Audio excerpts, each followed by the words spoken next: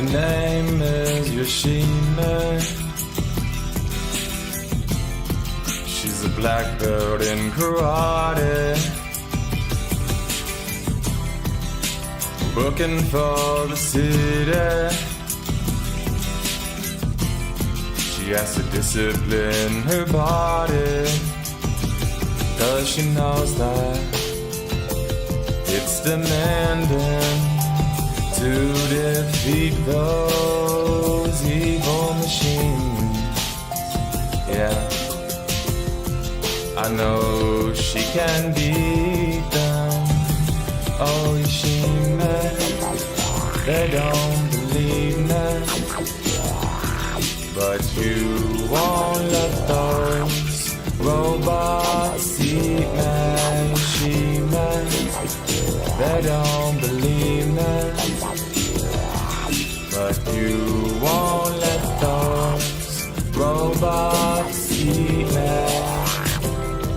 Those evil-natured robots, programmed to destroy us. You've gotta be strong to fight them. Ooh.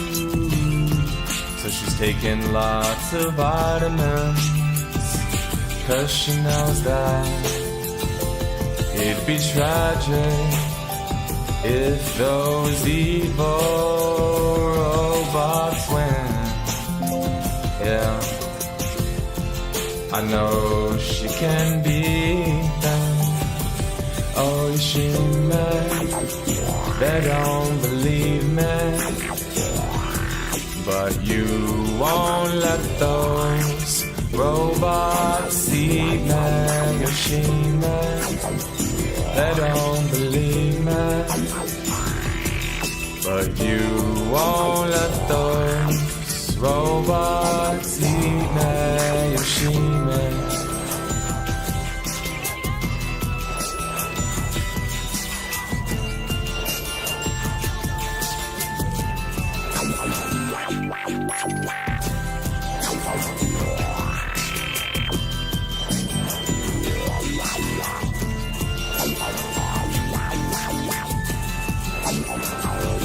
Cause she knows that it'd be tragic if those evil robots win. Yeah, I know she can beat them. Oh, Yoshime, they don't believe me, but you won't let those robots eat me. Yoshime, they don't believe me, but you won't let those robots eat me.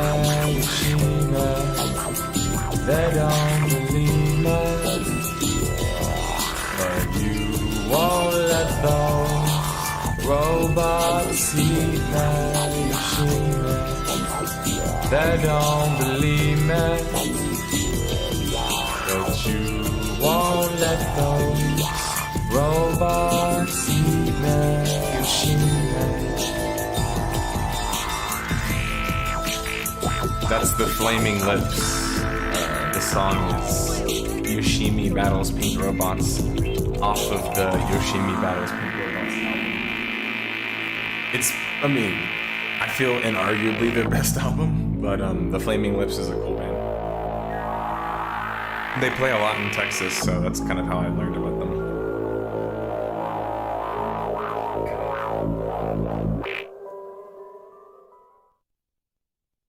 Oh yeah, and anyone asking when I'm gonna start, maybe you're new here, but like, the only thing I hate more than like people that like bad barbecue is people that are entitled to like me starting whenever they feel like I should start. So, just food for thought.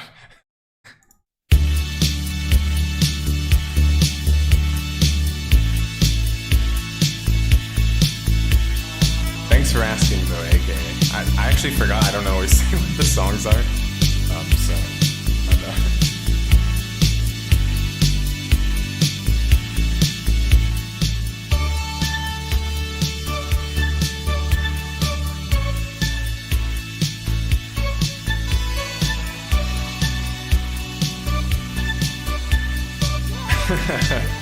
why I thought it was funny that you said that. Up on Melancholy Hill, there's a plastic tree. Are you here with me? Just looking out on the day of another dream. Well, you can get what you want, but you can get me. So let's set out to see love. 'Cause you are my medicine when you're close to me. When you're close to me.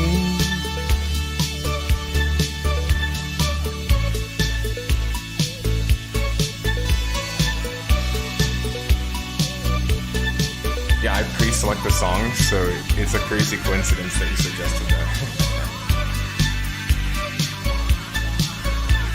So call in the submarine, round the world we'll go. Does anybody know love? If we're looking out on the day of another dream.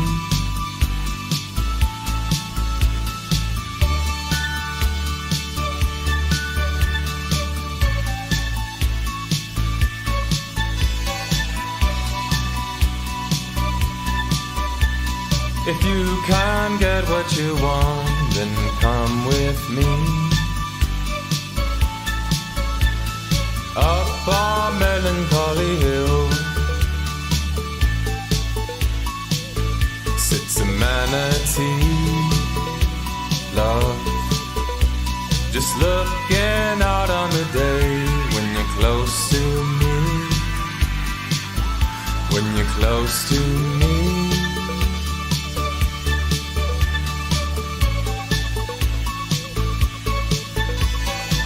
Kind of like the perfect sad boy song.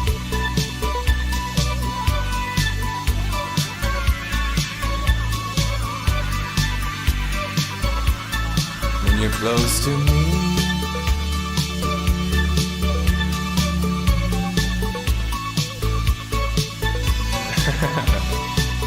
Nice references. What's up, Brody? What's up, Magister? That's all you. Magister's pretty much always number one. Magister must have those notifications on.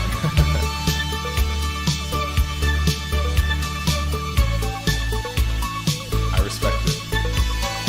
And I appreciate it.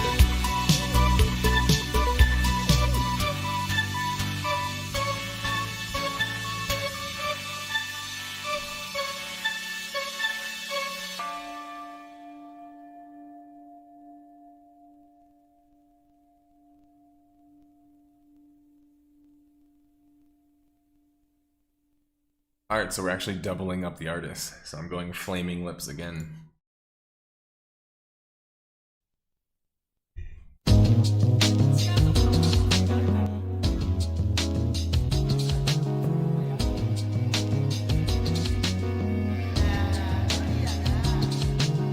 Unit 3021 is warming.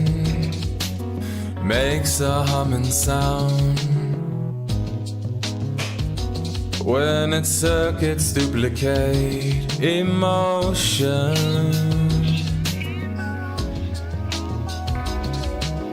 and a sense of coldness detaches as it tries to comfort your sadness. One more robot learns to be something more than a machine. When it tries the way it does, makes it seem like it can love. 'Cause it's hard to say what's real when you know the way you feel. Ain't it wrong to think it's love when it tries the way it does.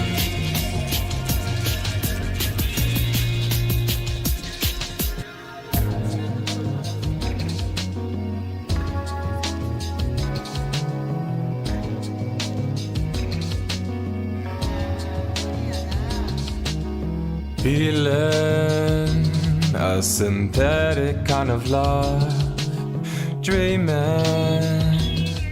a sympathetic wish as the lights blink faster and brighter. One more robot learns to be something more than a machine. When it tries the way it does, makes it seem like it can love. 'Cause it's hard to say what's real when you know the way you feel, and you're wrong to think it's love. Try the way it does.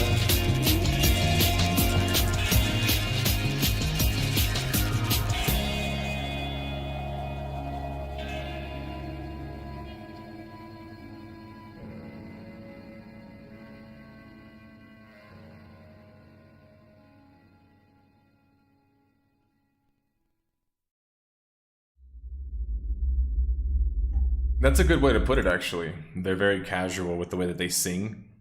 Some people would argue that's kind of the whole point of like folk style, and not saying they're like exclusively folk style, but like they definitely have folk influences. I mean, if you listen to like songs like "Do You Realize," like "Do You Realize," where they're all singing it as a group, it feels very folky. But I agree with you. I think like the casuality of it makes it really easy to like digest. And that song that I just played, obviously the lyrics are very like the previous song. These are off the same album, so the whole theme of the album is very much being a robot and not feeling your emotions and not being yourself, and you know, so it fits right into all of that. And then of course the next song is another song that really talks about kind of like, I guess you would say, the plasticness of things sometimes, like how things can be very fake. Yeah, it's very soothing. Good point. And that whole album is honestly very soothing. There's very few songs that are like, I mean, I would even argue the whole album is soothing, yeah. Let's get started on our last song, though.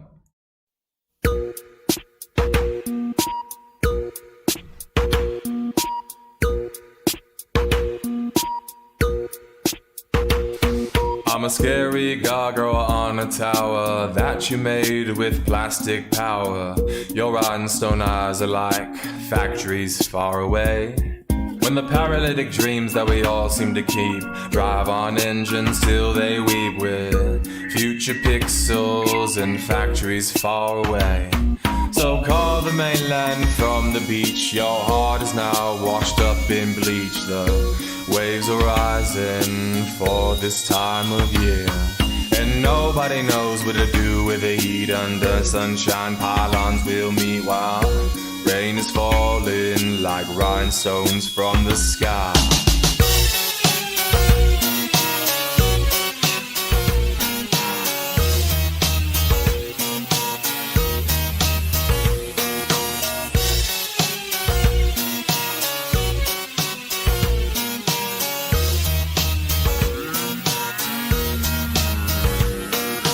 Feeling now my heart is frozen. All the verses and corrosion have been obstinate in my soul. I prayed on the immovable, yet clinging to the atoms of rock. Seasons see adjustments, times have changed. I can't see now, she said taxi. Now that light is so I can see. The storm brings strange loyalties and skies. I'm a scary gargoyle on a tower that you made with plastic power. Your rhinestone eyes are like factories far away. Here we go again.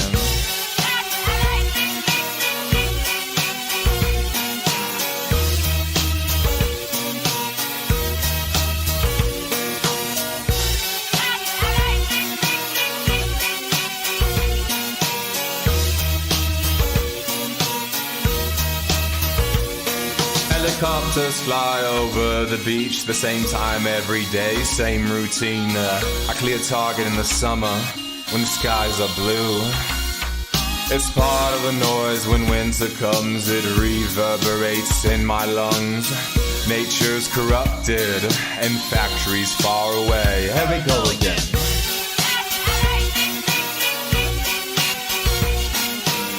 Your love's like rhinestones falling from the sky.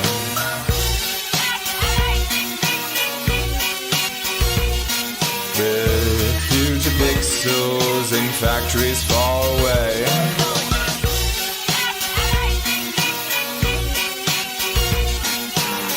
Your love's like rhinestones falling from the sky.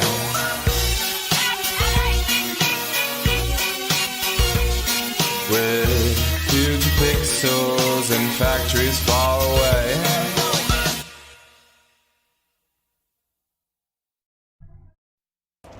What's up, boys?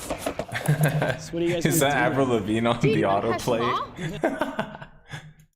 I'm not singing. I mean, I would sing Avril Lavigne, but I'm not going to. In fact, I'm not going to sing Avril Lavigne because we're going to start the podcast.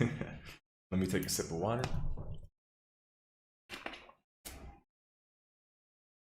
Okay.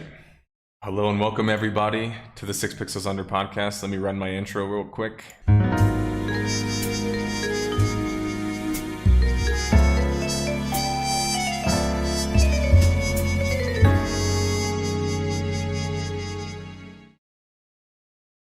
What's up, everybody? How's it going? It's Nerdslayer or NS or Justin, if some of you know me a little bit more at this point. How's everybody doing on this Wednesday? It is the 5th of July, 2023. I was just doing some vocal warm-ups. I'm actually pretty heavily into writing Total War Arena right now, which is the next death of a game I'm doing. So that's going to be exciting and should be coming out within like the next week or whatever. Just in time, yeah, perfect timing, Slipmaker. How's it going, everybody, by the way, that I haven't said hi to? ZB, I think. Who else did I say hi to? Or did I not say hi to, rather? Oh, Zankura. I didn't say hi to you. Yeah, so, but without going into, of course, the details of Total War Arena, because that's going to be the secret for the video, and I want you guys to, of course, watch and enjoy that video. I'll say that it was a game that I wasn't really expecting the story to turn out in the way that it did. And I think that that makes for an interesting story. It'll definitely be a shorter video because it's just a shorter story in general. No way to, you know, like change that. I know some people sometimes always want me to do long videos, but I really just try to get through the timeline. And once I get through the timeline, sometimes I'll pad it in terms of if I feel like I need more points to make or I need more evidence or there's more things or whatever. Like, but generally speaking, like if I feel like if once I get through a timeline, like the story's kind of like where my series kind of ends, you know, like we're not going to do a whole lot of like patch diving. And I know I started like that and some people might have complaints like, how come you don't patch dive as much anymore? And to be honest, it's just because it's just a lot of work and it's a lot of very specific information that's not incredibly relevant for the majority of the populace. So it's like if I'm trying to actually like reach a larger audience and make a living off of this, I can't patch dive on most games because most people just don't care about the patches and the patches don't really have a significant enough effect in the minutia, if you will. So I know some people can feel like, you know, you're missing out on some details and I agree with that. Yeah, anyway. I do appreciate that we had a Death of a Game for Phantasy Star. And months later, coverage of a very alive Phantasy Star game. Was it months later? Yeah, I couldn't remember how long ago I did that video, but yeah, people were asking me to do the second game actually as well because it never came to the West, and then it suddenly came to the West, so that was like crazy news when that happened. And not really expected, to be honest. But yeah, today we're just going to talk about whatever anybody has for me, any questions, any topics, any particular games you want to talk about. I don't really have anything that I saw today that caught my eye in terms of like news items to really get to. I guess I can talk briefly about the fact that I've been playing old school, sorry, picked up my water bottle and hit my whole desk. But I've been playing old school RuneScape, just grinding. What else? I was gonna play some Wreckfest today. It's like a racing game that's kind of like a demolition derby game, I guess I would describe it. And it's on Game Pass, and a couple of people from the Discord have it, so I was like, you know what, let's just play that. I've also been playing, of course, you know, the normal games I normally play. Like, I haven't actually played as much Zelda lately. I don't know why. I haven't got stuck in as much. I've been playing kind of more Dota with my cousin, and then more like Call of Duty and stuff like that. I like Warzone. Like, you know, something about Warzone is actually like, as high paced as the game is, the funny thing about Warzone to me is that it's actually kind of relaxing for me. Like, I come home from training and I'm like, you know what, I'm just gonna relax and play some Warzone. And I don't know if it's just because it like takes all the sting off of it, but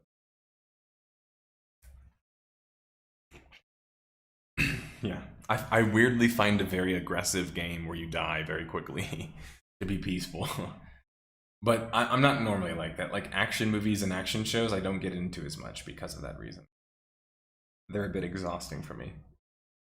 One question, and I should have asked this a long time ago. Your intro, where did it come from, and do you have specific love for Norfim? So, to put simply, don't worry, Des, I'm not going to give my full origin story. I'll just give the origin story of the detective roots.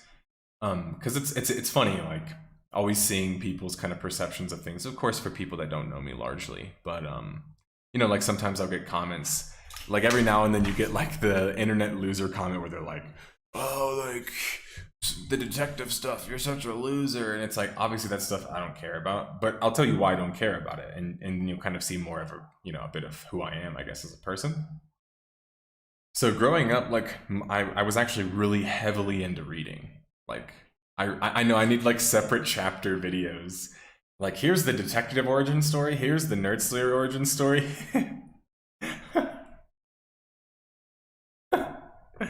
And I can have it with like chapters, so you can just like click through. All right, I already know the Nerd Slayer origin story, so let me just listen to the detective origin story. But when I was young, I was really into reading, and it just so happened that my grandma and grandpa were, you know, also really into reading, but very much so. Like, my grandma especially so. Like, so to the point to where we went on trips all the time, hour-long trips in cars, and so my grandma would always be listening to books on cassette or books on tape. I think books on cassette.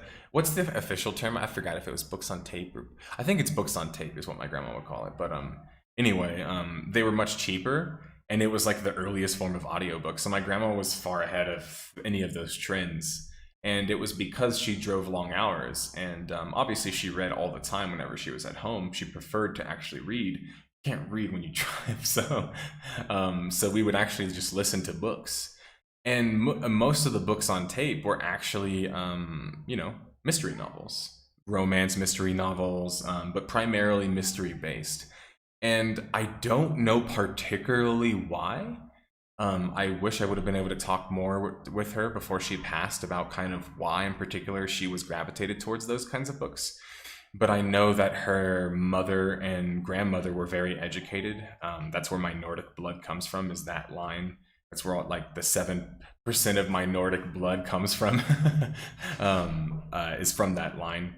But they were all educated. They all had college degrees. And like my grandma, for example, was the first class of A&M. It used to be a boys only, like, military agriculture school. My grandma was the first class.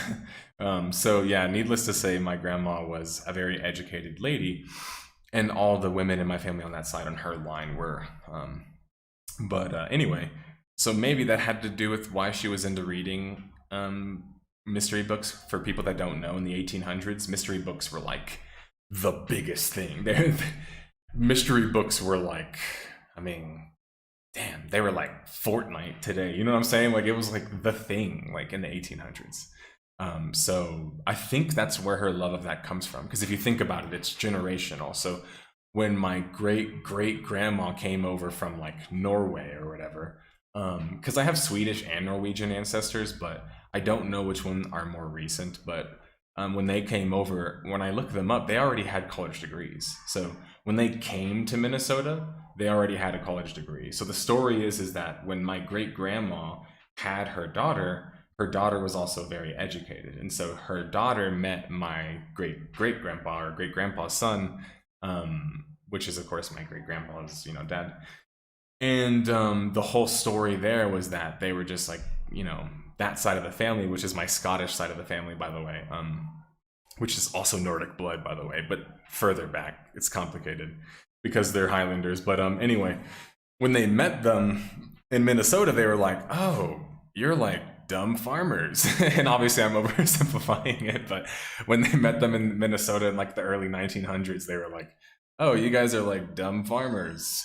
So yeah, like the women from the Nordic side of my family were all like educated. So that's where the education in my family actually comes from. It's actually pretty cool. Like to ZV's point, it broke a glass ceiling in a sense of like the men in my family were all focused on military, farming, ranching, being tough. And so there was never really like the educational like desire on that side. So the women on my family or in my family actually were pretty educated on my mom's side. So yeah. My dad's side too, but obviously it's a bit different because college isn't really a thing on the border as much. But yeah, so anyway, I think that's why she was into mystery books. I'm not really sure, but she would listen to them all the time. So naturally, you think I'm a kid. I probably read myself by that point in the car like 40, 50, 60 books, and the ones that she read, I'll be honest, they weren't really my favorite. Like, she was more into like the storylines and drama of characters and even relationships, which ironically is more of what I'm into now. Like, but just like I wasn't into that then. I was more into like deep mystery and like solving like the crime and like the. So I of course, naturally for everyone that knows mystery here, you're like, let me guess, you got into Conan. Of course, I got into Conan. And I got into Conan because my grandpa, so this is my grandma's husband, had old like cassette tapes, black and white, of Sherlock, and he was teaching me chess at the time, and so like he happened to also show me his Sherlock collection, and so I'm watching the old black and white Sherlock, which is fantastic, by the way, if you haven't seen it. And so I'm watching that, and I was blown away by it. It was so good, especially because like when you're a kid, you think anything black and white's stupid, but like that shattered my perspective on black and white and kind of graphics really in general. But well, having a shitty computer most of my life did that too. But anyway, do you delete your previous podcasts? No, I put them on my other channel. I don't leave them on this channel. People wonder that all the time, but I've never actually ever kept my podcast on this channel.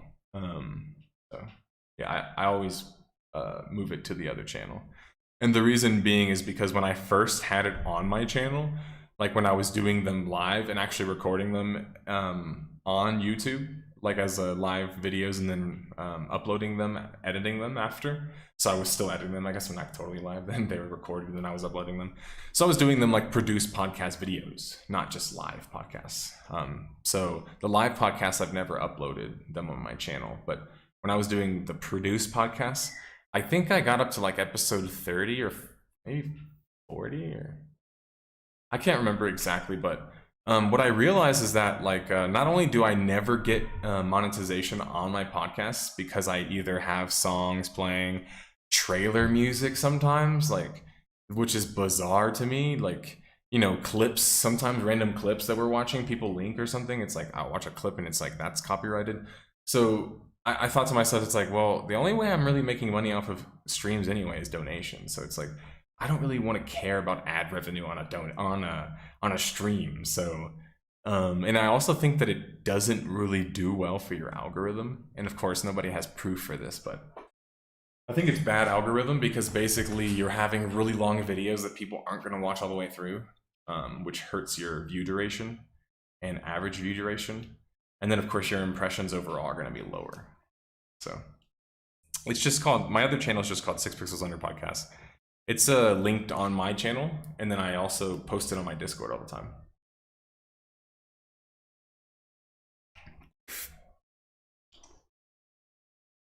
But yeah, there's I think we talked about Overwatch in that video for like a solid hour. So If that's the one that you're talking about, yeah, we talked about Overwatch for a while. But yeah, so growing up, I read a lot of mystery books, and specifically mystery books that were very challenging and difficult. So by the time I got to like grade school or whatever you want to say, like you can imagine what happened. So by third grade, the teachers, basically. So I don't know how everyone's school system works. I know everyone's not in America, so please bear with me. But in American school system, especially in Texas, we're like really weird about like smart kids. Like we treat them like mutants or something.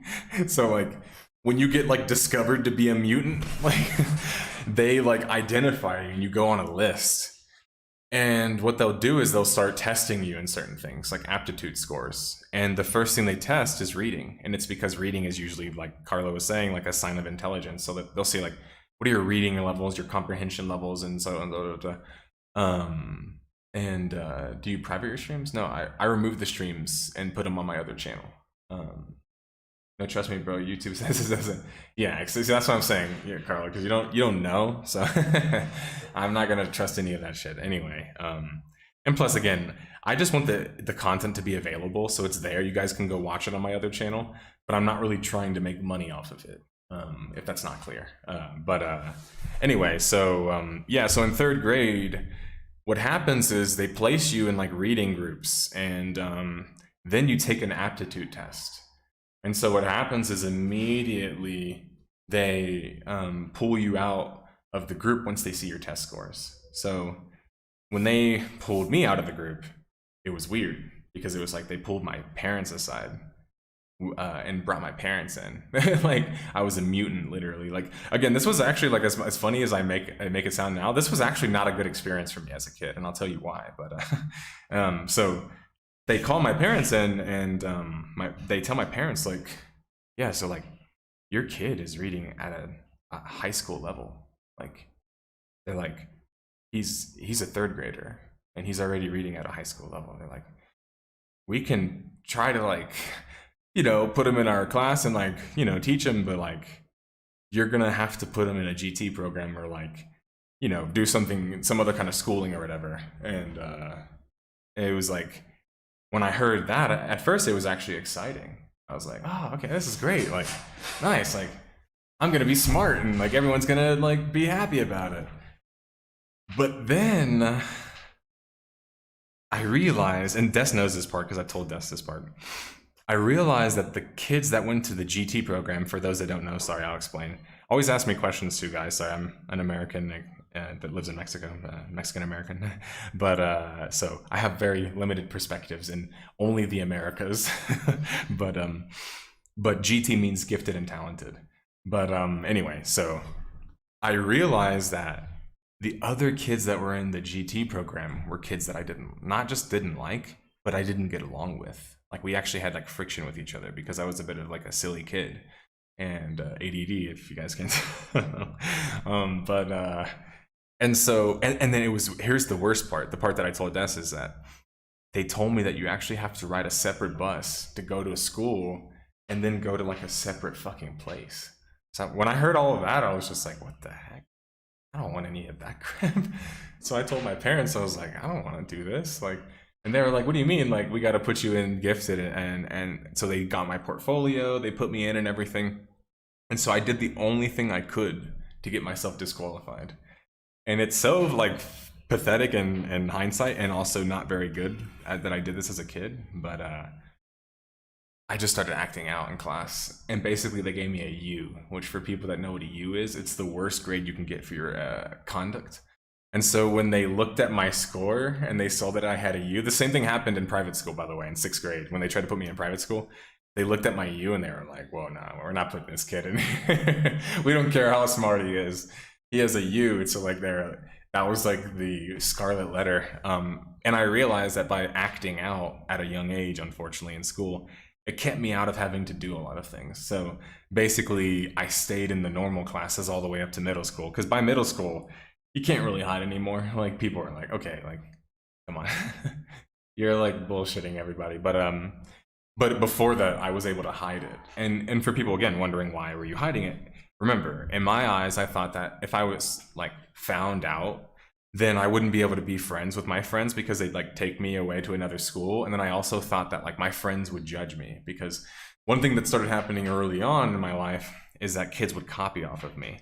And I didn't like that, actually. I didn't like that experience. So I started playing dumb and just being like, oh, I don't know, I'm just murder. And it worked, actually. Kids would just be like, oh, he's stupid, so like don't listen to him. And wouldn't copy off of my work. Anyway, so the detective story kind of, you know, is very parallel with all of that, which is that as I started to read more and more challenging books in third, fourth, and fifth grade, which obviously in third grade, once they told me I could read high school level books, immediately I went and found the hardest books to read. And it was just like, I just wanted to like prove, and I didn't even know what the words meant in the books, by the way. I had to like find out what they meant, basically, by looking them up in the dictionary back then, which is funny to think about. The sources and dictionaries were actually super useful back then, because like I didn't even know what words meant, so I'd be like, what does this word mean? But like I started reading all of the Harry Potters that were out, and then I read the Tom Sawyer and Huckleberry Finn, and that was in third grade. And then I read Mythology by Edith Hamilton. And so like that's when I kind of realized already in third grade that I was like a different kind of kid. But that's what made me like very attracted to mystery, is because mystery is very much high level problem solving. So it's like trying to like solve like a problem and then like really figure it out and figure out every little process and how did it get to that point was just like super addicting to me as a kid. So that I was always consuming anything detective based that I could. And a lot of games weren't detective based, as people know. In fact, most games don't have anything detective related in them. So I didn't have many games that I could rely on for that. I had to rely on books. And then of course I relied on media when I could. And part of that led me to your question of the whole noir thing, is like, well, naturally, mystery and noir are very much like hand in hand, even like interlaced, if you will. And oftentimes it's because the noir themes are basically trying to talk about like absurdities of certain concepts and kind of like standing in the face of them, or sometimes even bringing to light certain characters as not being as they seem. So it's very much this revealing kind of art form. And mystery, as you can imagine, is about revealing things and like figuring things out. So it's like they're very natural fits with each other. And of course, LA Noire is a fantastic movie. LA Confidential is a fantastic movie. LA Noire is a fantastic game. It's limited, I get that, but it's fantastic for the time. So there's been some new things. Like, I know Confidential is not new, but I mean like relatively since the 1800s. And obviously LA Noire just came out like a decade or two ago or whatever. So it's like, that's what I have to kind of fall back on. There's not a whole lot of like mystery stuff. So that's why you don't see me talking about it as much in terms of like day-to-day gaming and like, oh, the new mystery, da da da da. It's because it's not like MMOs where it's like you drop a drop into a puddle or a pond and suddenly it just has this big ripple effect. And it's like, that's all of the stories and narratives you can talk about. It's a lot more limited in that, so.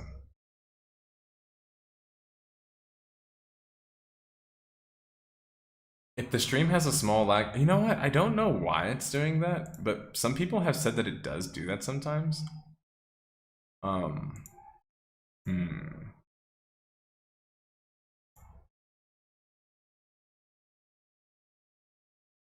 I can look into it later. I already increased the FPS to the highest.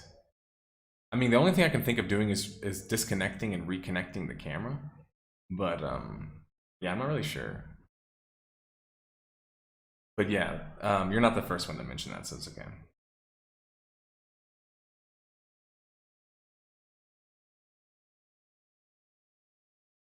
Have I played the Phoenix Wright game? So funny enough, I haven't really gotten into them as much, and I think it's partly because I was never as much interested in the court process of the whole like affair. If you remember, like the most famous detectives never really got involved in dispositions and stuff like that. Like they didn't like to, and in fact, they sometimes were just not the best characters. So another reason why, like, you know, I related so much to mystery was because mystery is full of misfits.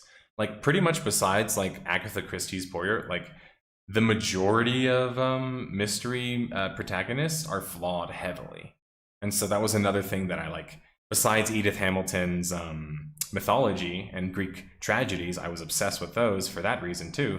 But that was also why I was obsessed with Sherlock in particular, was because he was a very flawed character, but he was a character that I enjoyed a lot for that reason. And I think a lot of people like him for that reason too. I mean, well, I know a lot of people like him because he's a genius, and people like to like downplay the fact that he's a drug addict, that he's a junkie, that he's an addict in other ways too, that he's depressive, that he you know, is self-absorbed and has these other problems. And it's like, obviously I don't necessarily have all the same issues or whatever else, and I'm not Sherlock Holmes, a fictional character that Sir Conan Arthur Doyle created, but obviously everyone can feel that their own version of whatever that is in some ways, maybe. I appreciate that, Jewel Rowe, the €2. I will go buy a taco or two. Actually, no, with €2, because that's more than US dollars. I can probably buy about 3 to 4 tacos. So thanks.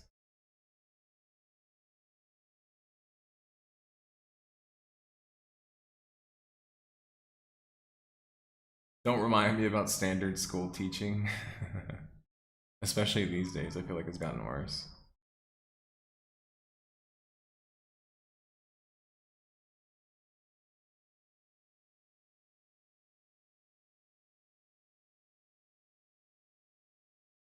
Yeah, I think that mystery games, the problem with them is that, I mean, there's a lot of problems with them, but the writing has to be really good, for starters. For example, everybody calls, all right, here goes my yearly, quarterly shit on Disco Elysium, everyone's favorite game. But everyone calls that game a mystery game, and I'm just utterly bewildered how you could call it that. Because, like, in my opinion, mystery games are supposed to actually have resolutions that lead somewhere in some significant way, or have some sort of like message that they're trying to show you or teach you.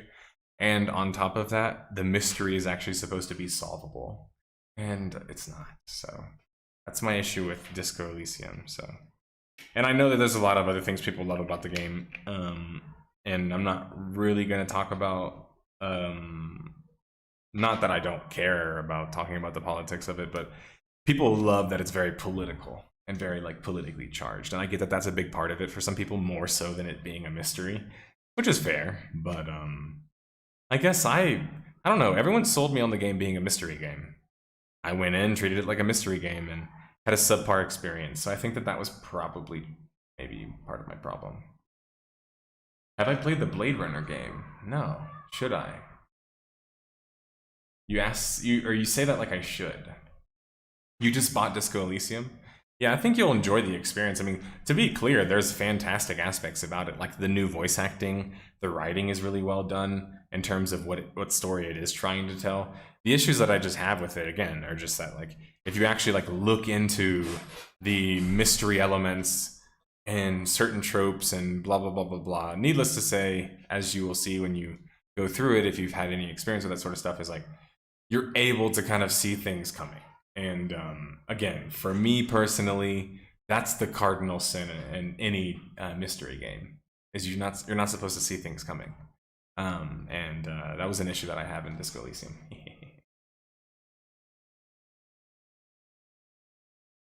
I'm pretty sure it is just an RPG, but I think it was more just that, like, I happened to find like a specific crowd of people or a Reddit thread, or I don't know what it was exactly. I don't remember, honestly. But just people were just talking very highly about the mystery elements, so that's what got me interested. So maybe I think I, got into it for the wrong reasons. Yeah, so now if you want to talk about LA Noire, like, the reason why that is both a good and a bad game is because it's essentially the first of its kind. But it's a bad game in the sense that they had to make it as cookie cutter as possible to try to imagine selling it to a broader audience, because that was Rockstar, right? Like, Rockstar was making a game that was mystery. They can't just, advertise it to a niche audience. And I'll just be honest, I think that that's the problem. I think trying to advertise mystery games to broad audiences is the problem. I don't think you can, honestly. Do some? Yeah. But then if you do it for all of them, then none of them are actually being mystery games. You see what I'm saying? Because there's no actual mystery elements. Like, for example, in the more recent Hitmans, like, I know people are gonna like yell at me because people love the recent Hitmans. I'm not as much of a fan because they have these weird like Hitman visions and shit. And it's like, your dude puts on these goggles and he's like able to like see where the guards are. And I'm just like, yeah. They did the same thing in Splinter Cell, and I checked out of all of that stuff. Splinter Cell Conviction did that stuff, and I was just like, you know, I'm good on the visions. I don't want visions. I just want to use my eyes. I just want to watch them and be like, okay, that's their pattern. I don't need the visions or whatever, like telling me, like, that gets yeah. But I'll look into the Blade Runner game because it sounds interesting. Oh, The Wolf Among Us was a good mystery game. How could I forget about The Wolf Among Us? The Wolf Among Us is definitely a good mystery game. Go check that one out if you haven't. It's a mystery game set in like fairy tales, which is like such a cool and unique concept that I never have seen before personally. And I know it's based on like a book or a comic series, but anyway. Among Us is not bad if you, yeah, you could argue that in a sense. Put on the Arkham glasses that come with every stealth game. Yeah, but seriously, I cannot stand those things. And I know I'm like showing my age there because I came up in the age of stealth games and I played all of them pretty much and beat them, where you didn't have any of that. And I think that it's kind of the purpose of those games. But I get that, like, for some developers, they look at it as like, you're playing a character though, so like, you're supposed to have night vision. You're supposed to have cameras. You're supposed to be able to like fucking fly in a jet suit and shit, you know? Like, so it's like, all right, but at the same time, we're not supposed to have Golem come out. You know what I mean? Like, if we would have actually had like Thief but Golem version, or saw some progression period, but it's like stealth games and mystery games are kind of in the same boat. They've stagnated heavily. They don't have a lot of good versions or iterations, and we're kind of just like waiting for something to like work. Yeah, unfortunately.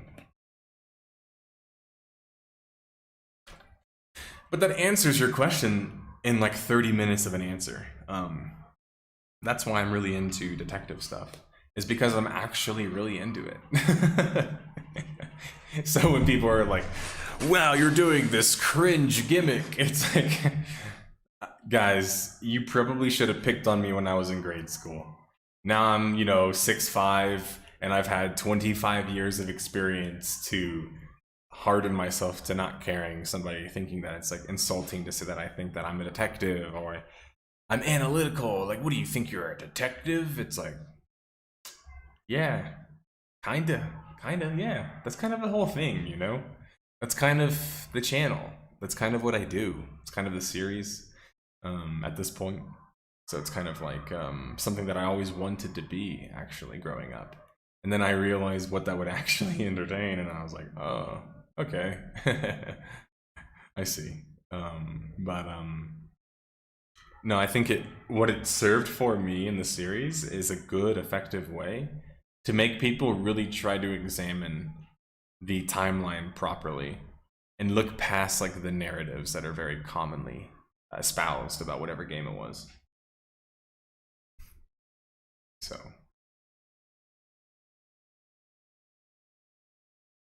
Astro Boy does kind of remind me of Mega Man. What is the difference between those two? I actually have new art coming pretty soon, and it's completely new style and everything, new intros, like pretty exciting stuff, honestly. I'm excited for it.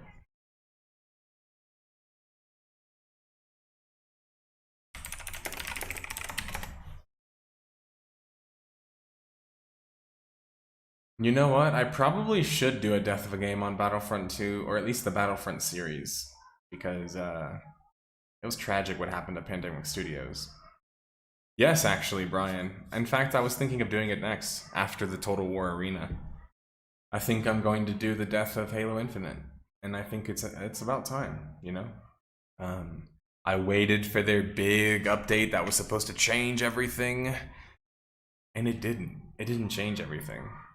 So, I think that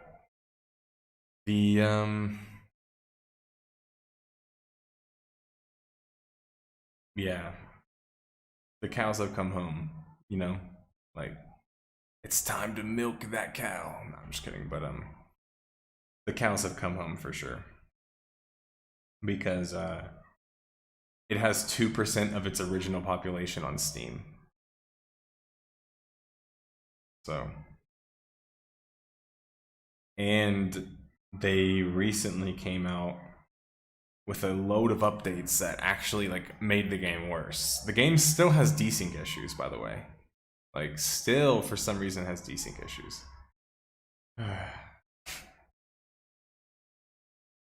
Yeah.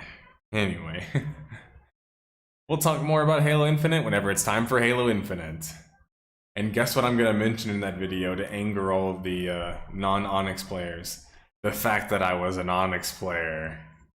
Now that I know that that's a way to generate like a controversy, I'm going to do it every time. Like, I don't think you guys understand me as a person, because some people were saying, like, on Reddit, there was this thread I saw on Reddit. I had a massively popular thread that was downvoted into oblivion, but it had like hundreds of comments in it, which was like pretty, it means like people literally brigaded it for it to have that many downvotes. I don't even remember what the ratio was on it. I could have checked. Anyway, but what they were saying in that video, on the Overwatch video, they were like, oh, he wasn't actually top 500. He didn't even play Overwatch 2. And it was like, what? The reference they used for me not playing Overwatch 2 was my Overwatch 1 Diamond Smurf that I actually just literally shared a day or a couple days before the video or after the video. I don't remember if it was before or after, to show people like my old account that I had. And so it was like, I don't know if people saw it in Discord and then took that and said, look, this is his account, or they just looked me up and that was the only account they could find. But most people here know that my alt accounts are named Pupperini. Like, for anyone that doesn't play with me, you might think that all of my accounts are named Nerd. Des, how many of the accounts that I've played with you are named Nerd? Maybe one. Maybe literally one of them. And for people wondering, not only is Nerd or Nerd Slayer taken most of the time, it's also just like sometimes I don't always want any kind of attention. Like, sometimes I just want to name myself something silly and have a good time, because that's the kind of player that I am. So, like, I almost never name myself my actual name. So yeah, like that, I thought that was pretty funny that like people were going so low to try to like attack my integrity, and the video like has to be like, see, he never really even played. And by the way, in Discord recently, and not only did I show proof that I played Overwatch 2 most recently, I also showed 2 different sets of proof. Proof of me winning a LAN with a fucking pro player on my team. And the other proof was my diamond account that people were literally trying to downplay because your win rate was only 54% or whatever. Like, people were, I'm not even kidding. You guys think I'm making this up? No, this was like criticisms. His win rate was only 54%. It's like on almost exclusively one character, solo queue only. And on that one character, I was getting 25 kills a game, 7 solo kills a game, and like 15 or 20 final blows. So I was basically killing the whole lobby, even when I was losing. So,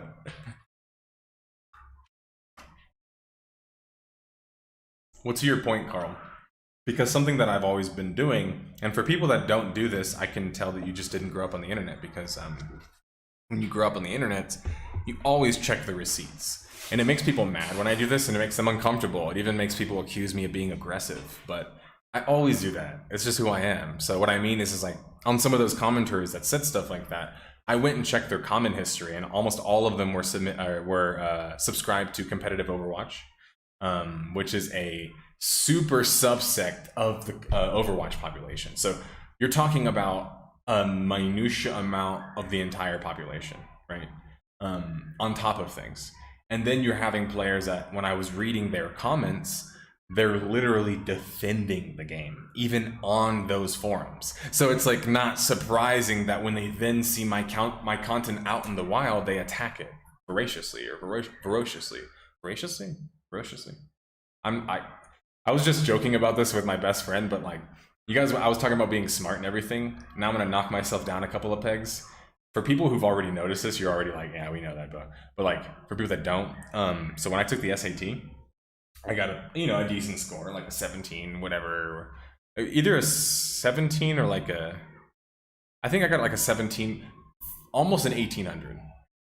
Now, for many people, they'll be like, oh, it's a good score. It wasn't a good score with the school I was at, and it wasn't a good score for me, and the reason why is because, okay. I always get physically like cringe whenever I tell this story. Okay, so I scored almost, I think I missed one question on the reading, almost scored a perfect score. On the math, I scored like, I think a 7 something? No, 650 or I don't know, something like a decent score, like an above average score. The grammar section, which is the third section most people forget about, which didn't even exist before, like the writing grammar section. Well, there's a writing and a grammar section. The grammar section specifically, I scored like a 400. Like, I scored lower than anyone I even knew. And I'm the people that could barely even speak English were scoring better than me on grammar. And I don't know if it's because like the testing format, like there was a lot of questions that were like, does this seem wrong? Nothing changed. Like, it was tricky, and I don't know if it got in my head, and maybe I just poor performed, which was very unlike me. But I scored so bad in the grammar section that like, if you would have looked at my score, I would have been ranked as like someone that was learning English as their like 4th language. So yeah, I always love to tell people that story because it's just funny that like, now I'm a writer. No, I'm just kidding. I just kicked my computer, but anyway, now I'm a writer. But anyway, you get the point. No, it was a massive L. I lost like tremendously. But yeah, I'll always laugh at that one because I still don't know why. And even I know people that would like laugh at me for how bad I scored because they're like, dude, how are you gonna score higher on math? And I'm like, honestly, no, I don't know. I don't know. It doesn't make any sense. But going back to what Carlo was saying earlier, or by the way, I call him Carlo all the time because his name was Carlo Lucas, but I call him Carl too. But my particular brain, as I've mentioned before, I undertook not just like being like the smart weird kid that I just mentioned previously. I had childhood trauma, so like my brain literally is different, and a big part of that, as I've mentioned before, is literal learning. I'm not very good at. So to Carl's point, in traditional schooling, when it was like memorization, I did horribly. So grammar, I did horribly on. Anything that was like literal learning, including programming, like things that were very syntax based, if you know what that word means, like I was horrible at, and like painfully horrible at. I was so bad that I didn't know that I had a disability about it. Like, I just thought I was stupid for like, I mean, probably 15 years or something like. And then finally, like, it was like the process of being like, wait a minute, but my brain does other things weirdly. Like, for example, like when I play a game, I can like perfectly replicate bugs that I do or like glitches that I do.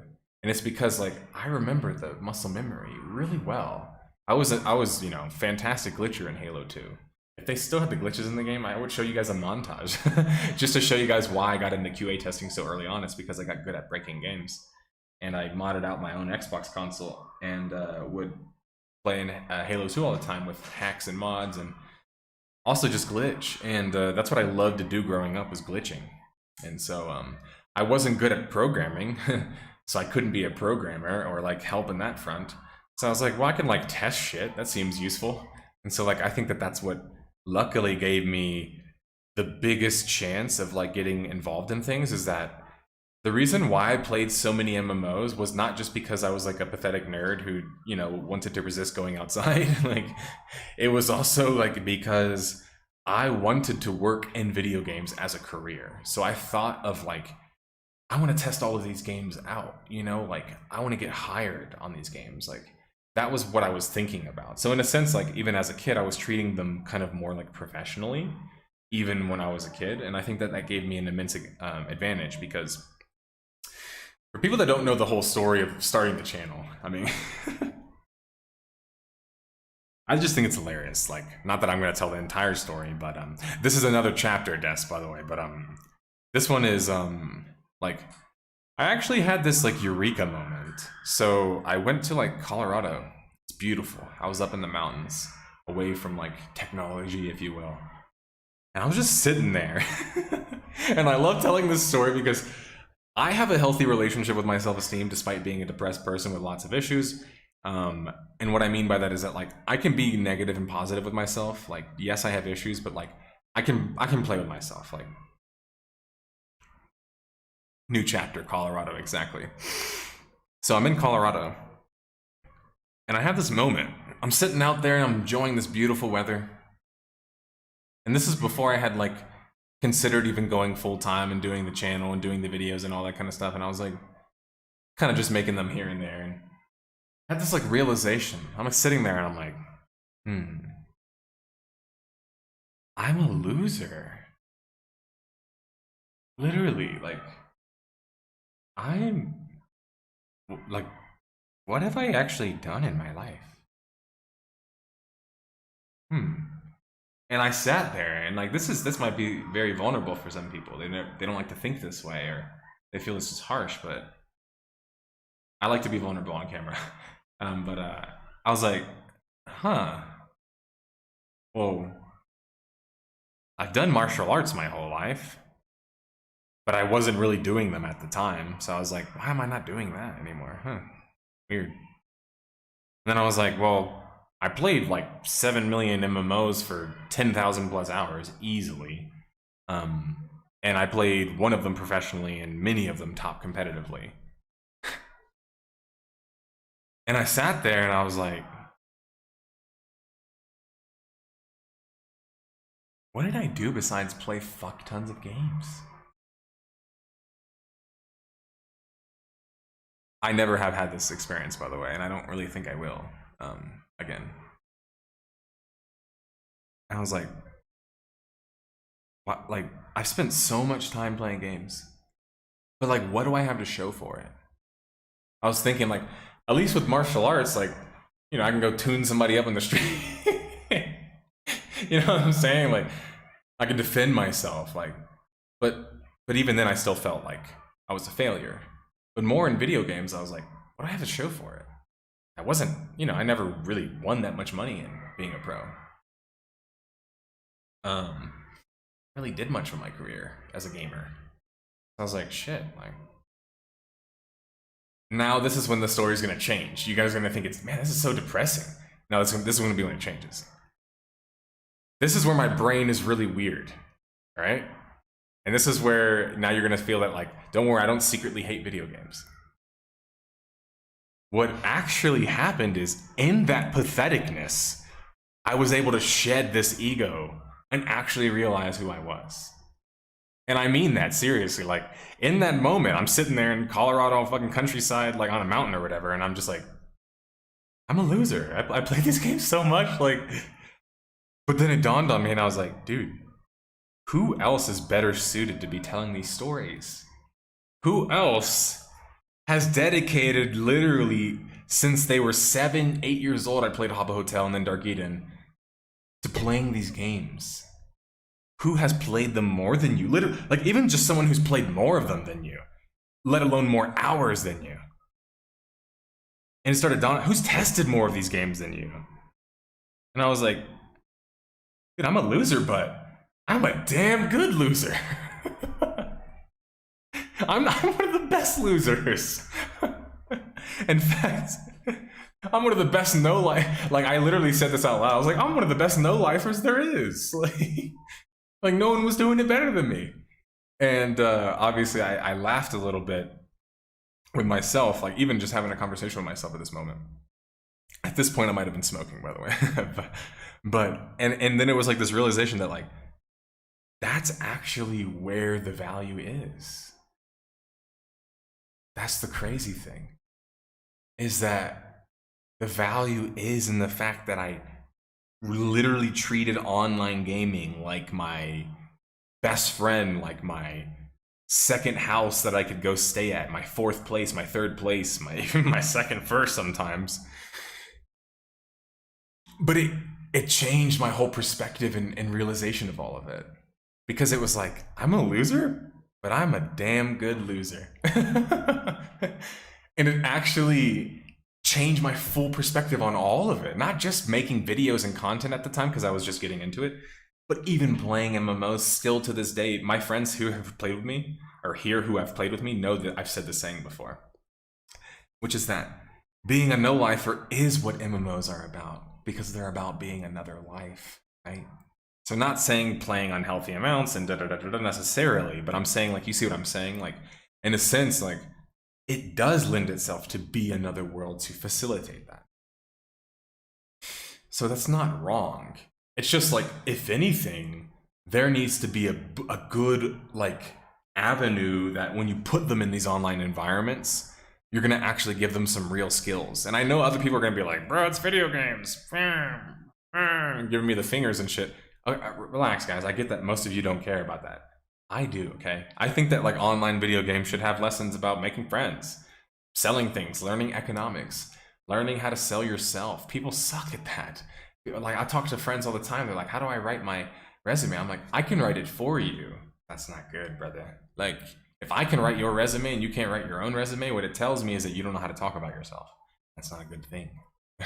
Like, there's in pretty much all facets of life, not being able to explain yourself effectively is going to be a negative, basically. So anyway, so I'm having this realization.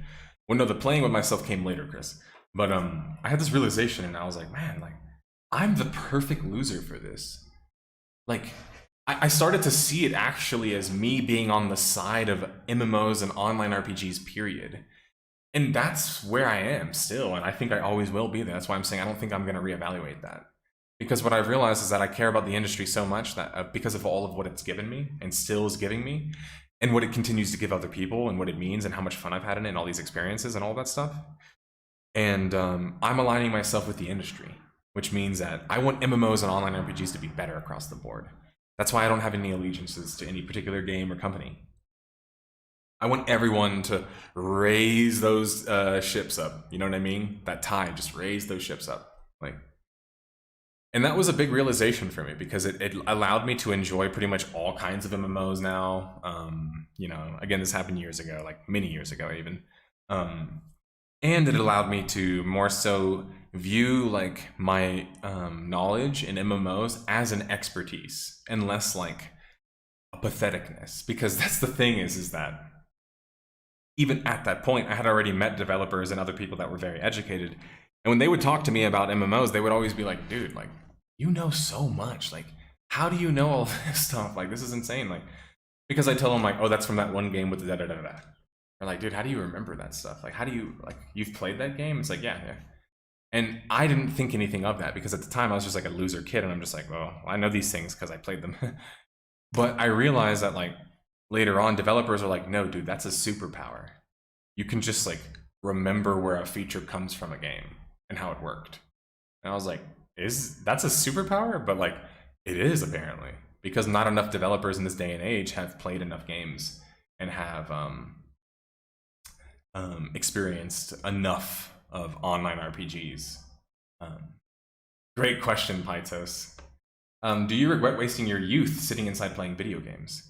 I don't, but that's because it's my career now. It's my career now. You see what I'm saying? So, like, if you were talking to me like 5 years ago, when I was still doing corporate construction, that's what I was feeling.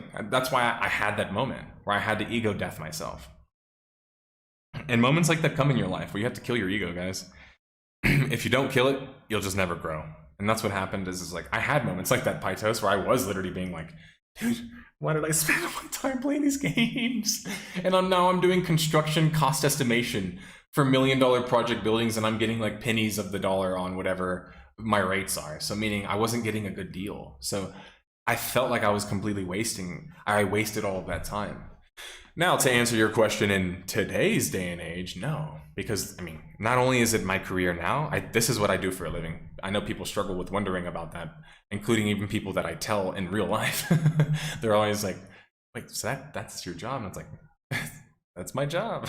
That's all I do. Like, yeah, I do consulting, I test, and I do advertisements and make money in other ways, but largely, yeah, it's all related to video games and my audience. So, it's my career. So there'll never be a case in which I would look back and regret it, no matter how much some random person with toast in their avatar would state it.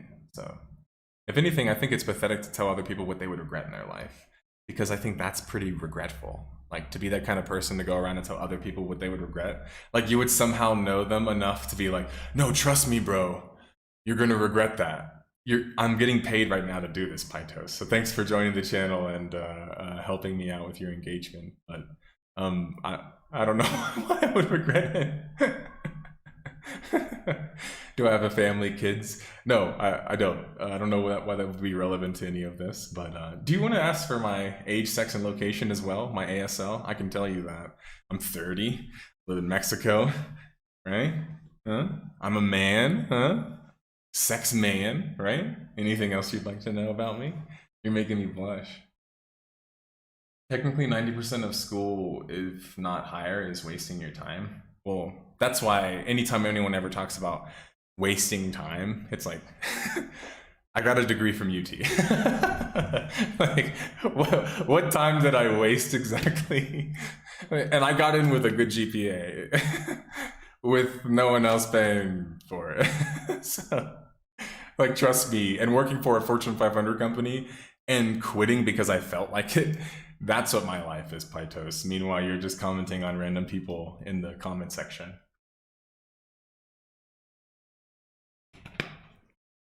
Don't find me in all of Mexico, Mario.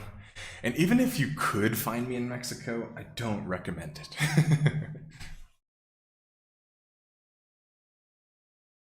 So ZB, I love this. Man, we're getting some deep questions today. Like, some great stuff. Wait, no, there was something right above that I missed. When life gives you L's, you better take that L and make it into lemonade. Okay, I like that one. Zero Sins said all the first-hand experience. Sorry, if you're new to the channel, I'm really bad at keeping up with the chat. That's part of my brain problems. Sorry. But, Des talks about why devs don't play other titles in their genre. No clue, but you can tell that Stormgate's played every title in their genre, right? Like, anyone here has seen the Stormgate footage, the new RTS that's coming out from the creators of StarCraft. You can tell the developers have played every RTS. Like, they have everything in that game. It feels like almost too good to be true, and I'm not trying to overhype it, but it's just like, man, there's so much attention to detail here. Like, you can tell they're really studying their genre. Okay, here's the post that I was looking at. I often call the ego-killing aspect of the thing you do right before you can take the chance to jump into the rabbit hole. Oh, yeah, I see what you're saying. Like the Alice in Wonderland moment. Share some parallels with a lot of jobs in other fields. The first-hand experience is often more valuable than what you learn in school. Yeah, well, generally speaking, right? But to be clear, to, you know, also respond to the toast guy again, saying that spending my time inside, I didn't just spend my time inside.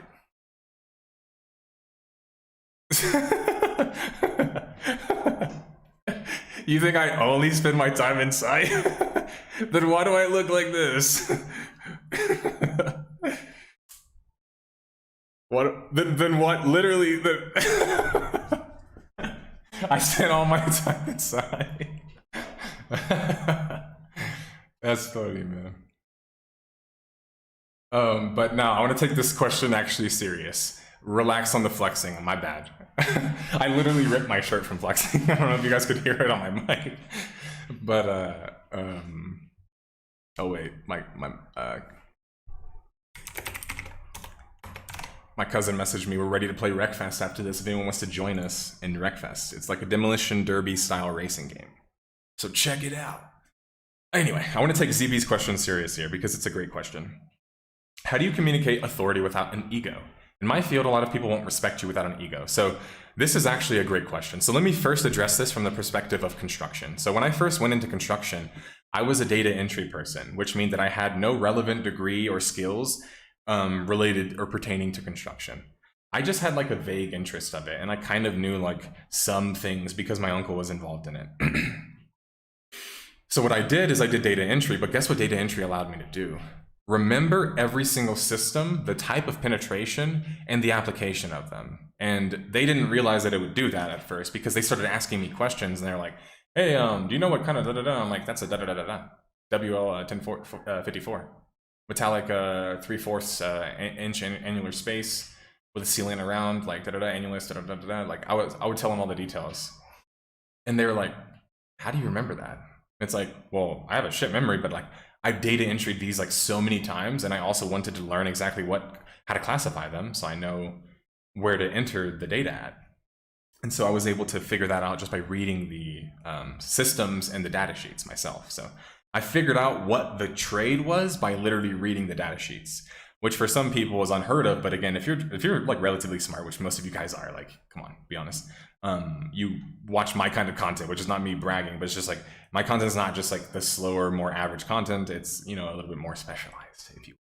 So there's a slight level of intelligence, or at least superiority there. I'm just kidding, but and so after that, I started doing surveying, which meant that I walked around hospitals and I would actually just take measurements. And then I started doing foreman work, which is commanding your workforce on particular projects. I worked in Firestop, which is primarily fire safety type stuff. Like, I don't want to say sprinklers because we hate when people say that, but we're related to those types of things, like sprinklers and ducts and chases and waterproofing. We're fireproofing. We're kind of related to things like that. We're insulation, if you will. And so I went from surveying to foremanning to then estimating, because they basically had nobody else that could estimate. And they said, hey, we need people that can just walk these buildings. You have the experience walking these buildings, but can also come up with like the penetrations, the systems needed, and how much money it's going to cost. So I was like, all right, I'll do that. And I figured that out. And so I did that. And again, I was never taught, trained. I just figured all this out just from literally learning the data sheets, learning the applications of them, and taking the time and experience to actually walk the job sites. Now, I mentioned this, all of this experience, because this sounds like I was a bit of a specialist. I was. And they hired me as that later on. But the point that I'm making is that in early meetings, especially when I was a project manager, which happened probably 5 years into my journey, and I worked in total like 8 years. So I project managed for about 3 years, but was people wouldn't take me seriously. And it was because I was young. It wasn't even because of anything else, but people would literally be like, oh, you're the project manager? Like, that's what they would literally look at me like that. Like, it wasn't even like hiding it. Like, you're the project manager? It was like, you're the project manager? Like, and like everyone in the room's doing it, and I'm just like, yeah, it's me, guys. So I would have to deal with that all the time. And yeah, you know, at first I took the humble approach of being like, I'm young, I'm new, da da da da da, and like nobody respected me in construction. Nobody respected me. So guess what I started doing? I started to say, no, actually, nobody knows these systems better than me, and they didn't. I went to the manufacturer, I read the systems, I took tests on the systems. I know nobody knew them better than me. So I was like, none of you guys know these systems better than me.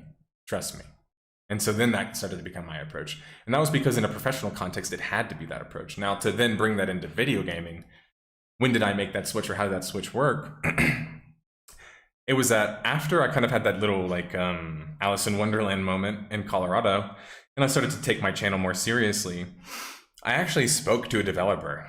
And I mentioned this developer before, but he worked on pretty much all of the major AAA MMOs initially, like the ones that came out in the early 2000s. And is currently working at Jagex. But anyway, I started talking to him about some of my kind of like experiences and thoughts and whatever else. And he actually specifically called out the games that he worked on. And he told me he was shocked that I was able to come up with the information I was able to come up with without actually having been a developer or even being a developer on the project. And when he said that, like, I know people think like, you probably thought so highly of yourself, so you were like, yeah, I know. It was like, no, I wasn't. Actually, when he said that, I was like, on the chat with him, I was like, huh? What? He's like, dude, no, seriously. He's like, that's like crazy. Like, how did you even know? And like, he started to tell me more of the information, like about Star Wars Galaxies. And I was just like, what the? Like, so much of what I said was so close. And I was like, huh, interesting. And so I started to talk to him more, and he told me a story. He said, you know what, Justin? You don't give yourself enough credit. You got to start treating yourself more like an expert. And I was like, what do you mean? Like, I just play video games, you know what I'm saying? Like, and he was like, no. Like, he's like, I've met other developers. I trained as a junior developer myself when I didn't have experience previously. And I've met developers today.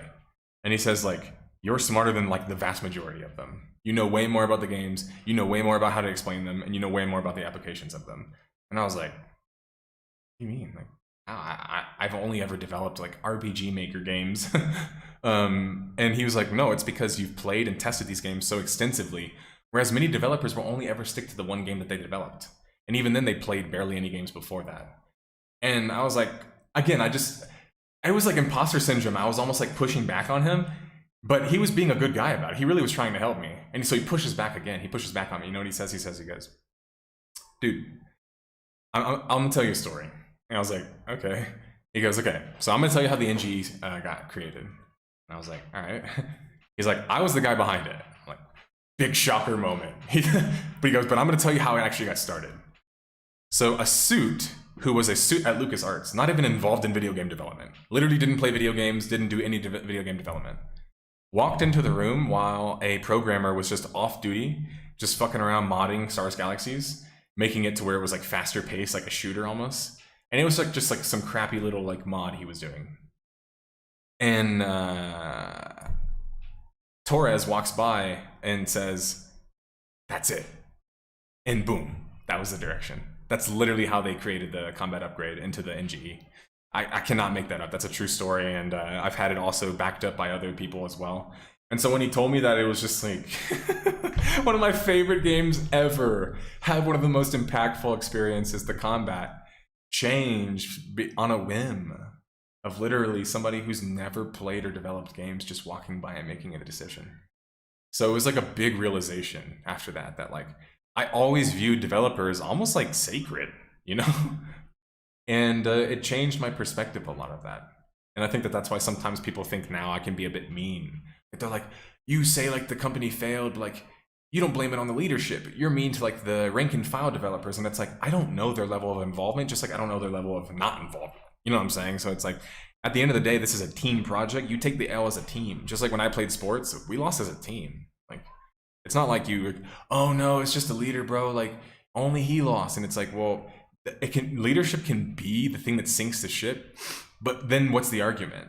What's the quality that the smaller developers are doing? Is it just that they were forced to do this and they had no ability to show their own ability? I mean, come on, guys. Like, that's not how it really works. So I think that people oversimplify that stuff. But anyway, and so now that, you know, after having that conversation with him and subsequent meetings, including at actual game studios with actual developers and with my consulting clients, it actually dawned on me heavily that, you know, I can go on to say this like very confidently, I don't actually think anybody else in this space, especially to my level, has played as many of these online games and knows as much about them as me. Like, not at this point. Like, essentially the only people that you can go to are the pioneers of the field. Like, Raf Koster, Richard, what's his name? Damn, dude, I'm brain dead because I always fast, but Richard Bartle, right? Like, those guys can think me under the table in terms of theory because they have like, Bartle has a PhD in AI and wrote books literally on simulation. So like, and I've read them, so I know that he knows way more about that stuff than I do. And Raf Koster designed pretty much 3 of the greatest MMOs of all time. So he doesn't just have theory to talk about like Bartle does. Not that Bartle didn't make MUDs back in the day, but you get what I'm saying. Raf Koster has like literal like, here's my work of art. You know, I can just show it to you. So when I look at those two, those are like, for me, my Michael Jordan and Kobe Bryant, if you will. And so like, you know, I'm trying to be like someone in the league, you know, I'm trying to be an all-star. But I don't think I'm ever going to be Michael Jordan or Kobe Bryant, you know. They made the industry. Like Raph Koster and Richard, I already forgot his name, sorry, Bartle. I'm blanking out. I know your name. Made literally some of the first online games. So it's like, yeah, you like, trust me, I know there's power levels to this shit, but it was a great moment to like have those meetings with developers to kind of be like, okay, but I need to start taking my own power level more seriously. So in terms of talking about like concepts, what's fun, what works, these are things that I'm extremely competent in, and I consider myself an expert. Testing, I'm an expert at. Now, if you want to talk about other things like what, you know, features should I sell in my game? It's like, well, that's kind of opinion based, and what kind of game are you making? And so I could theoretically make a mistake or give you the wrong advice, or maybe not, you know, give you the right type of features for the type of game that you're trying to make or whatever else. So it's not that like one size fits all, but it's that I do feel extremely competent and confident in testing a game, knowing if it's fun, knowing how to push the game's limit to break it and see if it's able to be broken. And then also being able to understand what the systems mean and what they do. And I think that that's, you know, it takes time to literally play these games and look at them in this way and actually like understand the material to be able to do all of that, I think.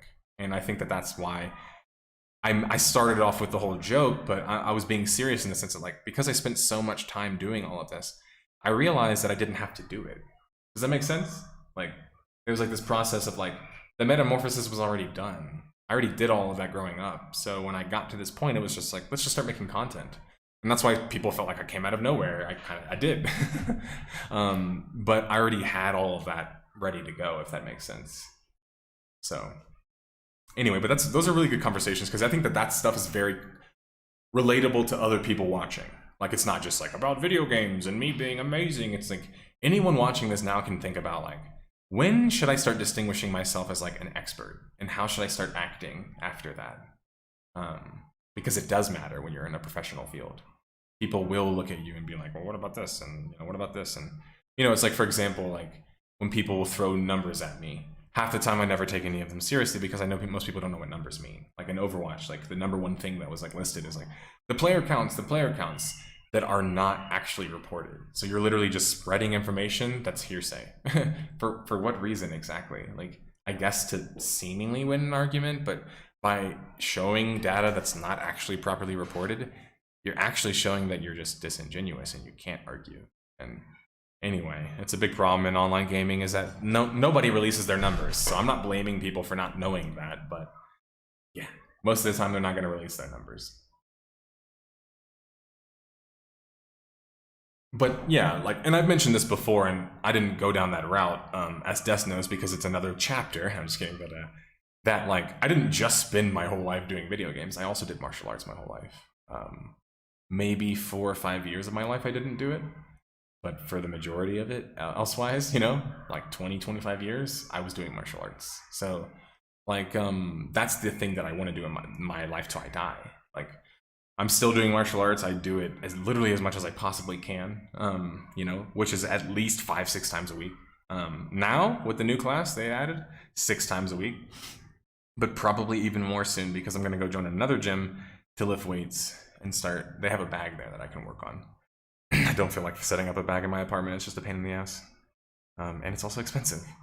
But I want to be a teacher, like legitimately have a gym, run my gym, like teach competitors, travel with my competitors, like so on and so forth, create an ecosystem that people can come learn martial arts, defend themselves, but also just have fun and feel safe. People of all kind. Yeah. I don't know how much people actually here know that. Like, they know that I talk about martial arts at the time, but I guess that's the part that I was a bit confused by, the rando in chat or whatever, trolling. But I've wanted to be a martial art instructor my entire life. So just because I do YouTube and this is my job doesn't mean that I wouldn't be an instructor as well. Like, if you think about the two different jobs, they couldn't be order of magnitudes different, but they're also different in terms of scheduling. Martial arts is time-based hours that you have to schedule. My other work is project based, which means that I set my own hours. So that would mean that like if I was running my own gym, I would set my own YouTube hours around that. So, excuse me, obviously I would have less free time to like train as much on my own as much as I would be coaching. But I'm okay with that because I want to be a coach. So yeah, in 5, you know, let's say like 5-6 years, you guys are gonna see or hear about me having a gym. So that will be a reality, and I'll be able to record content whatever I want in my own gym. And I will have a second channel for all this stuff too. But like, yeah, no. And the reason why I mention that is not because like martial arts makes you a lot of money. Actually, like for people that are in the know, they know why I do it, which is mostly martial artists or fighters. But like, the point is that most fighters always struggle with trying to make money.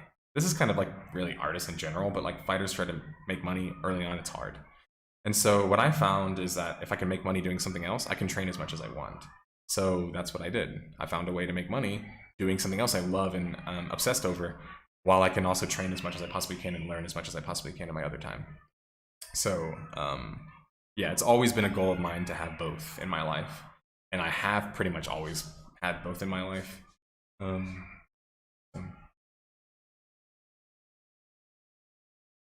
Yeah, Happy P, I get what you're saying. To reference, I'm an ENTJ for people that are not aware of personality types on the MBTI. I would recommend looking into them. Myers-Briggs is some pretty interesting stuff, but it's not like, it doesn't talk about personality and personality differences, but it talks about like frameworks of character, like traits, if you will. And so as an ENTJ, I'm all about efficiency, which makes me great for MMOs, but also sometimes I'm really hard on myself if I'm not good enough at something, or putting enough time, or trying hard enough, or whatever it is. So that's kind of more my own self-criticality, like, if you will, like being just like really hard on myself, being like, I should have learned, you know, fucking programming, or like, you know, insert like random skill that I could have just learned. And it's like, well, obviously that wasn't the life that I had or whatever.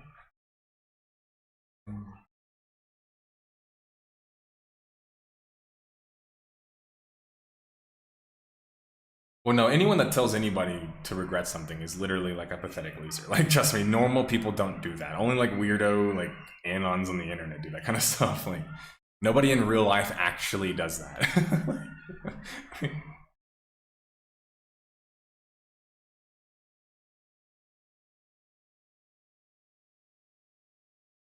No problem, AK. Nerd Slayer viewers are superior, confirmed. They are. Including responding to you 14 minutes late. No problem, Datcat. How's it going, Jer?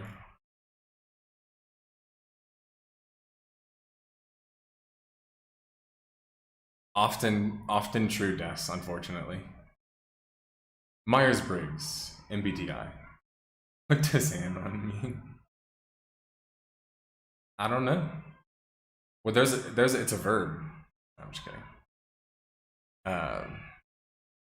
What would I have to say about SWTOR migrating to Broadsword? So Broadsword is classic, or has some classic mythic developers. There we go. This, the third time's the charm. But they're pretty good at running things on a skeleton crew.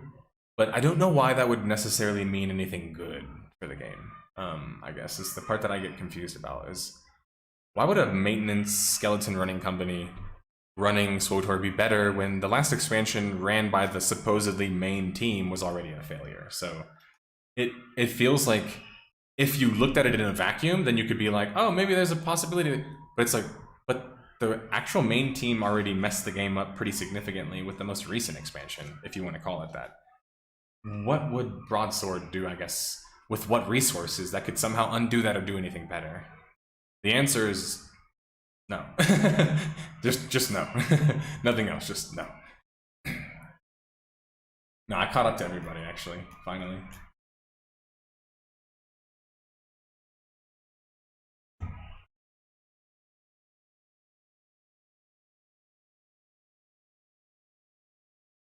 Yeah, I guess bad people would say that to you, right? But people that you probably shouldn't be around would say that to you. You shouldn't let people, like, say that to you and be like, you're gonna regret. They're just like, what the fuck? People don't actually, like, say that kind of stuff. Like, they are. That cat, I'm glad you said that, because like holding back my smile because I heard through my own voice them screaming. And so I don't know if it's playtime right now and we got early and it's like lunchtime, but they're going nuts out there. And I closed my window. I'm full sweating right now, guys. I mean, obviously I drink a lot of water, so I sweat like a muff. But like, whew, I'm sweating like hell. Yeah, and Czar, obviously, you know, I wish I could be more positive, but I feel like I've said pretty much all there is to say about SWTOR. It's a good game, but it's limited by their lack of understanding of the kind of game they were trying to make in the first place. And then they backed themselves into a corner they could essentially never get out of. And never really even tried that hard to get out of. So it just feels like a, you know, a weird, like, self-admitted, like, self-induced, like, we're just okay with it failure. And I don't know, I guess I didn't like that. I mean, you killed essentially one of the greatest MMOs of all time. And you were supposed to be KOTOR 2, 3, 4, 5, 6, 7, 8, 9, 10, 11, 12, 14. I know, like, you wouldn't even need to expose me. People would be like, dude, you can literally hear the kids in the background. Like that girl just like super screamed. Oh man. That's funny. You guys are funny. You guys have any other questions? I'm pretty tired, actually. I think we're gonna stop pretty soon. I was up really early today because I like fell asleep randomly late at night. So I was gonna do some, so I did some writing this morning. And I got a lot of progress done on the next Death of a Game script. How's it going, Bow Owner? From the Philippines. But it's funny how the toast guy just like evaporated after he got a little bit of pushback. People like that are always interesting. They basically, they poke and prod. They're looking for very specific reactions. And when they don't get them, they just get bored basically because they realize like you're not somebody that they can actually like affect with whatever nonsense they're trying to like say or prescribe. Like somebody trying to tell me about feeling bad about playing games my whole life after I just told an entire story about calling myself literally a loser. So meaning I called myself the loser. Talk about not literally missing the entire plot. like the dude was so stupid he missed the entire point of the story I told. Which is that even if I do consider myself a loser, I'm one of the best there is, alright? You better remember that. All-time top 5 MMOs, in no particular order. I'm gonna say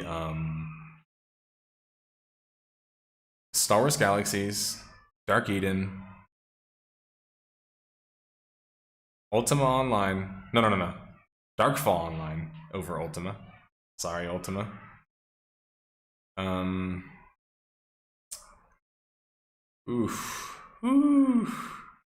Guild Wars 1. It's not an MMO, but I'll count it as an online RPG. And then for 5...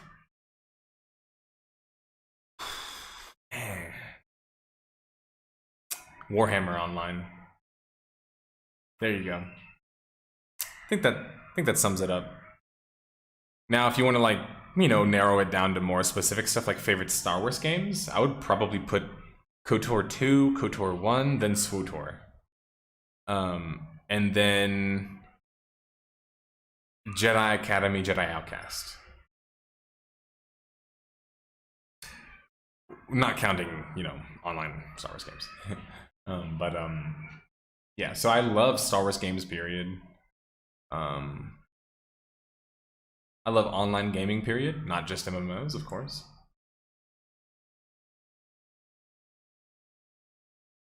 Where would I rank BDO? I don't like it, particularly, to be honest. I don't like the concept of just sitting around like monster grinding that much with no other kind of like exploration or like thought done into it.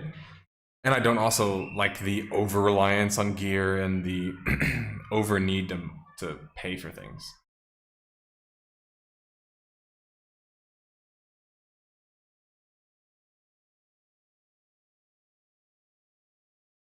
Yeah. They're scaring me today, and I have the headphones on.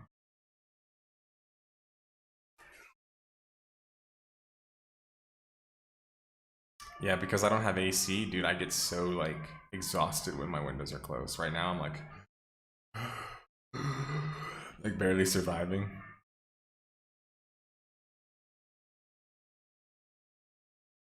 That's a no to Lineage as well, I guess. Yeah, I didn't get into Lineage because if you heard, one of the games I mentioned was Dark Eden.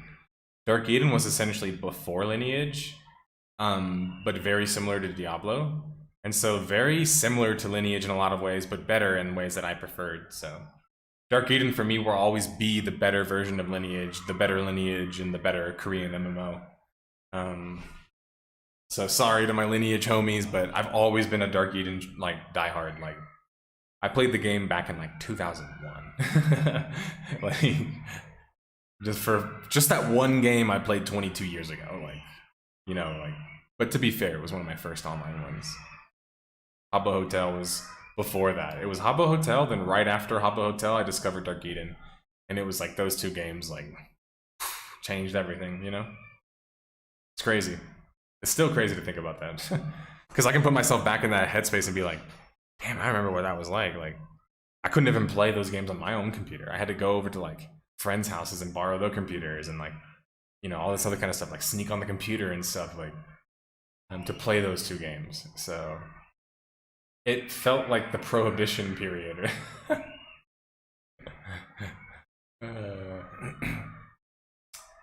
Honestly, no. Was I a cyber? Yes. Guilty. But I don't think I ever would have gotten involved in anything in public places, which I always found weird that people would go to public places and want to do that stuff.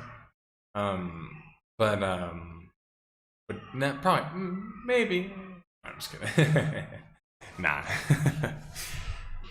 But no, I do remember being a kid and having a lot of cyber when I probably shouldn't have, so, here's to normal childhoods. Alright, any last questions, or are we gonna end on cyber?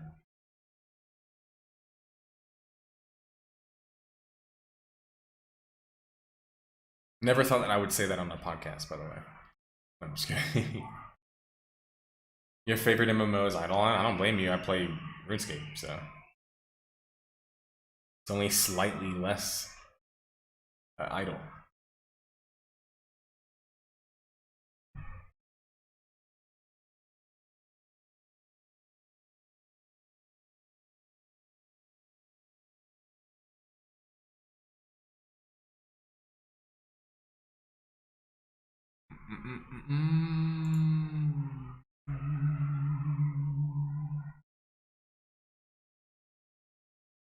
When I saw your name, Shutter Speed, I was wondering if it was related to, like, fishing equipment.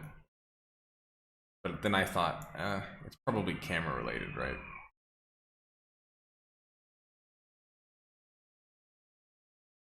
What I think of Ragnarok Online?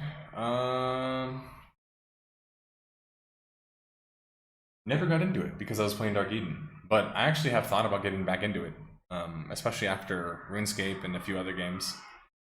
So I actually think I will be making a playthrough of an old school private server of Ragnarok, and then I'll be able to better give thoughts, because most of my thoughts are more as like an, you know, the historian, the outsider, the detective, less of a player, because I didn't play it as much.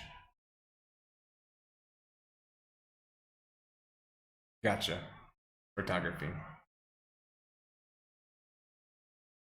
Makes sense. Alright, everybody. You can see me sweating all over the place. I'm dying. I'll get a fan, don't worry. Because the Overwatch video did really well, and we got a really good sponsor from Sega, I will be able to afford a fan.